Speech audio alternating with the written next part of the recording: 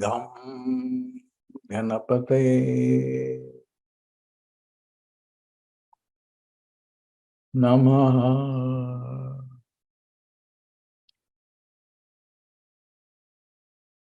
Welcome to everyone. I'm very delighted today to introduce you to a great technology which can give you knowledge as well as matter, wealth. And what is this technology? This is the Vedic technology of fire ritual, or which I call as fire lab.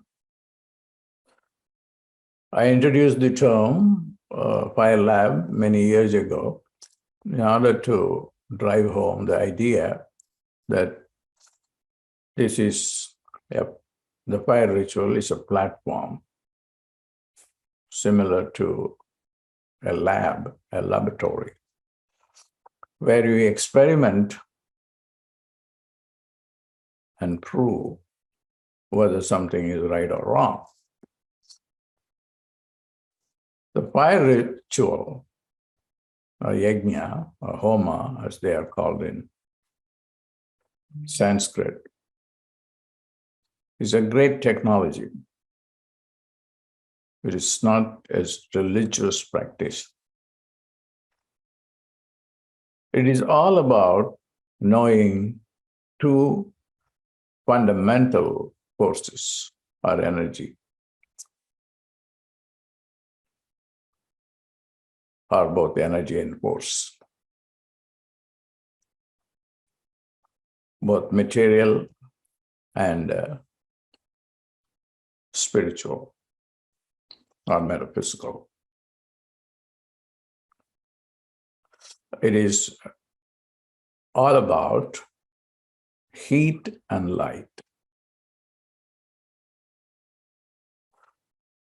And the God presiding over heat and light.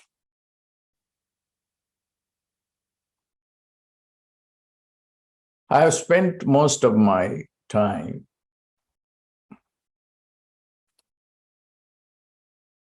in trying to figure out how all these practices work in order to enrich our life, the spiritual practices.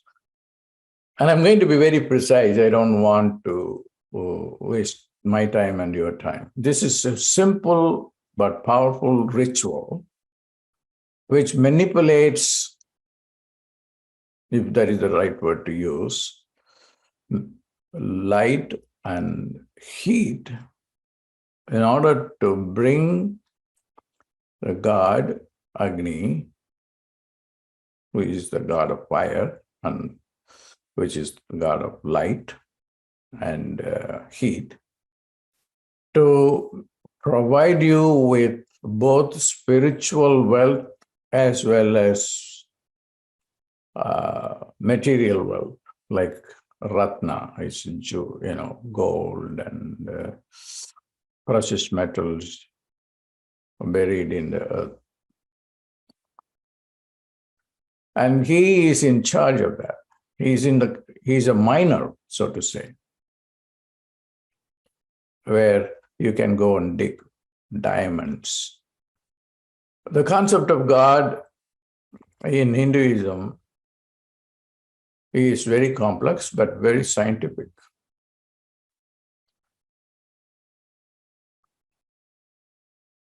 In a god, there are several gods. The fire, called Agni, is the god of light, the god of heat. Just imagine, go and look at what heat and light do for us in our life. We cannot even live without heat and light, because primordial forces of heat and light is fundamental for existence. You cannot exist without it. And where is Agni, the god? He is beyond these two forces. And these forces can be reduced to the nuclear force, say the gluons, which hold together the subatomic particles within the atom. The gluons. The best way for me to understand is there is proton inside the proton, the quarks. These are the subatomic particles, and then there are also other subatomic particles inside there. And the gluon is that which creates the larger force, and that force is Agni. But that is not true also in a higher sense, because Agni is beyond that force, and then the only way you can scientifically, I think I'm satisfied with that gluon interpretation. That's very handy and very illustrative. So the very fundamental subatomic force is what we are all looking for, which we have not been able to know fully well, is responsible for life, existence. And who controls that? Agni, the god, he presides. There is a god that presides over all the forces and energies, whether they are atomic or subatomic or molecular or compound, all these things.